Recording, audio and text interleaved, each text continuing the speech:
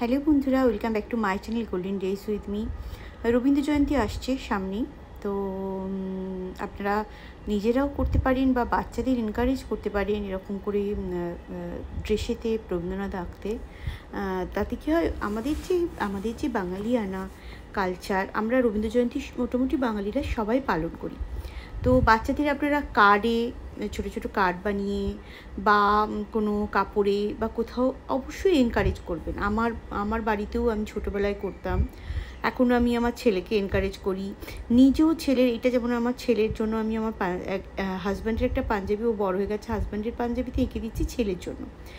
কী হয়, পাঞ্জাবিটাও নতুনত্ব হয়ে যায়। তো কী করব ভাবলাম রবীন্দ্রনাথের ছবি এঁকে দিই। তো এরকম আমি সেটা বলছি যে যেমন আপনারা কবিতা, গান, নাচ রবীন্দ্র জয়ন্তী পালন করেন এইসবের মধ্যে দিয়ে, নাটক, তেমনি রবীন্দ্র জয়ন্তী কিন্তু অন্যভাবেও পালন করা যায়। সেটা অবশ্যই এনকারেজ করবেন, নিজেরা করবেন, আর ছোটো বাচ্চাদেরও এনকারেজ করবেন। এই ছোটোবেলায় যেগুলো শেখা হয় না, সেটা বড় বয়স অবধি রয়ে যায়, এবং ওটা হচ্ছে একটা মূলধনের মতো। যখন মন খারাপ হয়, বড়রা আমরা যখন মন খারাপ করি, তখন এগুলো করলে পারে মন ভালো হয়। আর এইটা যদি ছোটোদের শেখান যে একটা কার্ডেতে রবীন্দ্রনাথ ঠাকুরের কোনো কবিতা লেখো বা রবি ঠাকুরের ছবি আঁকো।